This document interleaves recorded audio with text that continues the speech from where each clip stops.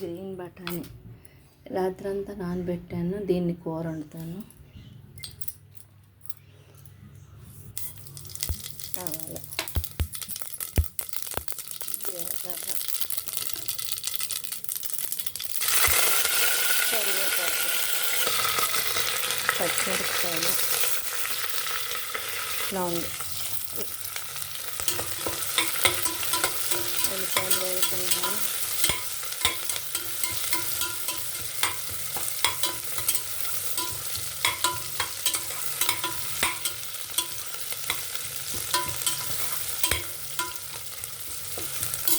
ఉల్లిపాయలు బాగా వేగిన తర్వాత బఠానీ వేస్తాను. రాత్రంతా నానబెట్టినవి.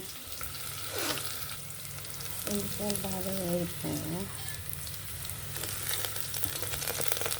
ఉల్లిపాయలు మంచిగా వేగిపోయాయి బాగా.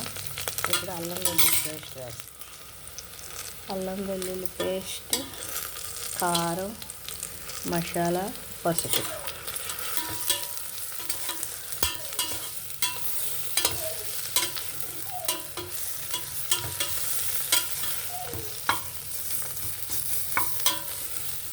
అల్లం వెల్లుల్లి పేస్ట్ పచ్చివాసన పోయే వరకు వేయించేసి కొంచెం మరి ఎక్కువ వేగితే బాగోదు.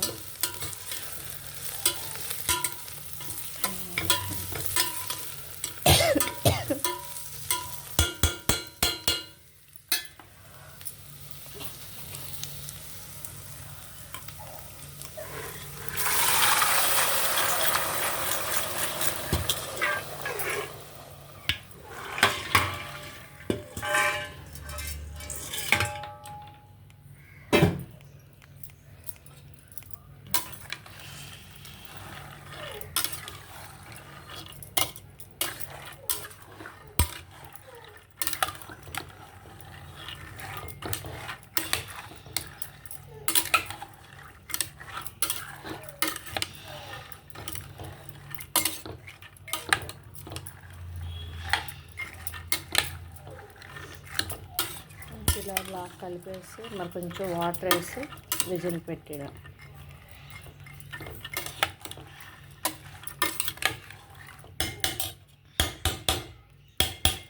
ఇందులో మీల్ మేకర్ కానీ బంగాళదుంప కానీ వేసుకోవచ్చు. నెక్స్ట్ నేనైతే వేయను.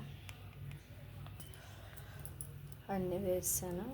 ఇంకా ఉడుకుతుంది కదా.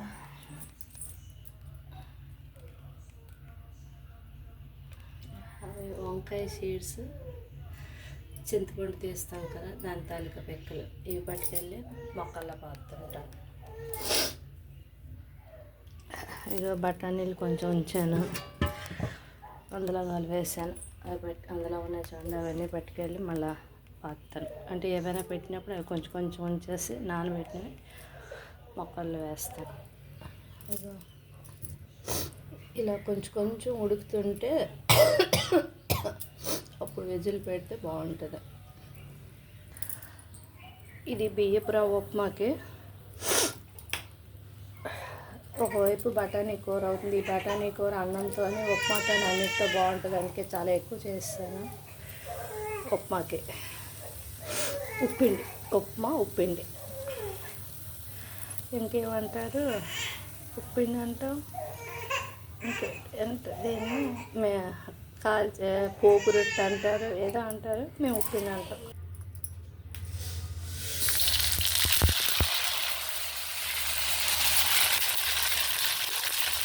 ఆవాలు వేసాము.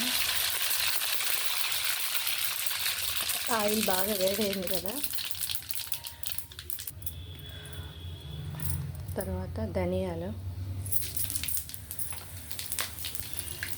జీలకర్ర,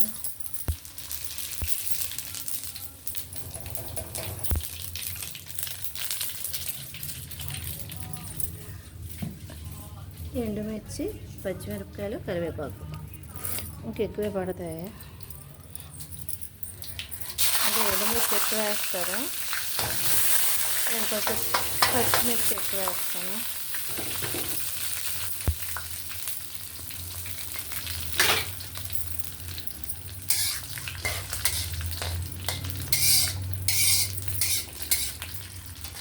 ఇప్పుడు పచ్చిమిర్చి వేస్తాను. పచ్చిమిర్చి, కరివేపాకు,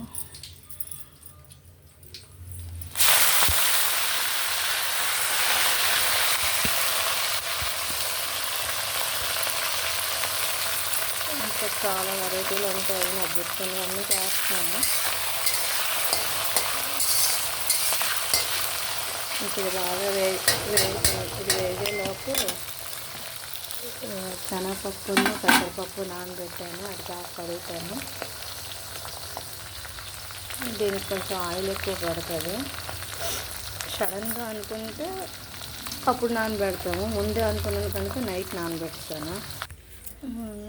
ఇంగువ ముక్కల్లో ఉంది, ఇది క్లాత్లో నేసి చెదగొడతాను, చూపిస్తాను మీకు. స్టాండ్ పెట్టడం రాదు, చేత్తో ఇలా పట్టుకొని ట్రై చేస్తాను.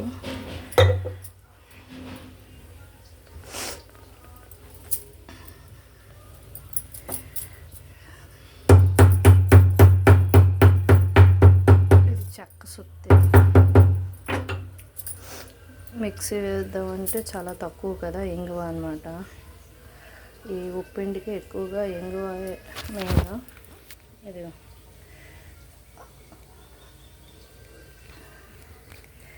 ఇలా గుండె అయిపోతే డబ్బాలు వేయాలి. ఇంకా చెదగొట్టాలి, అది క్లాత్ చిరిగిపోతుంది, దళసరి క్లాత్లో పెట్టండి.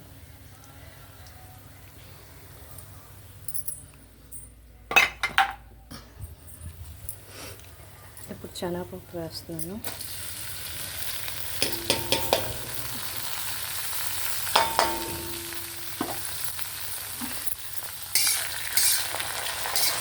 ఈ పప్పు కూడా బాగా వేగాలి, వేగిన తర్వాత ఉడకాలి, అప్పుడే బాగుంటుంది. నేను తర్వాత పెసరపప్పు వేస్తాను. కడిగేసి అలా నెట్లా పెట్టాను.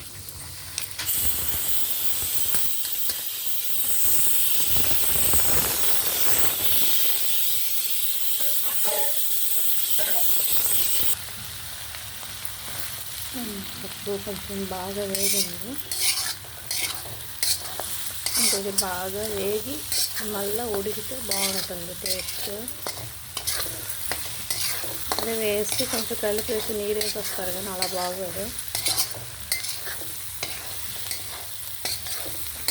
నేను చేసింది ఇది మా అమెరికాలో ఉంది తమ్ముడికి చాలా ఇష్టం. ఇది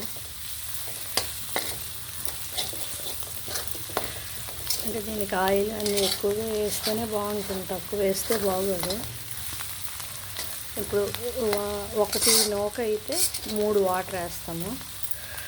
వేసిన తర్వాత ఈ పప్పు అంతా మెత్తగా ఉడుకుతుంది కదా, అప్పుడు నూక వేయాలి.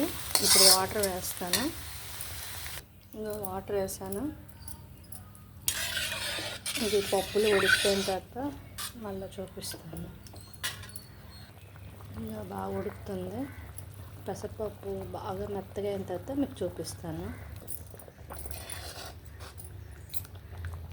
పప్పు కొంచెం పగిలినట్టు అయింది కదా, ఇప్పుడు నూక వేసేయాలి.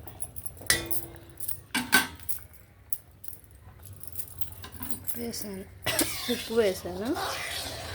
ఉప్పు వేసిన తర్వాత కొంచెంసేపు ఉడికితే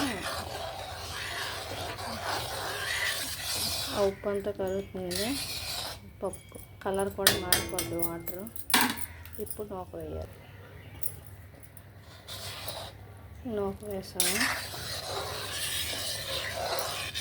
ఇంక ఇలా ఉడికి దగ్గరగా అవుతుంది.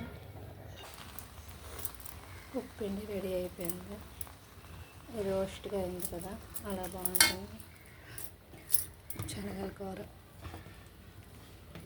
కూడా రెడీ అయిపోయింది. అంటే చికెన్ అంటే చికెన్ నేను కొంచెం జ్యూస్లా చేసుకున్నాను. లైక్ చేయండి, షేర్ చేయండి, సబ్స్క్రైబ్ చేయండి. Thank you. ఉడుకుతున్నప్పుడు కొంచెం చిన్న బెల్లం ముక్క వేస్తే బాగుంటుంది, ఎక్కువ వేయకూడదు.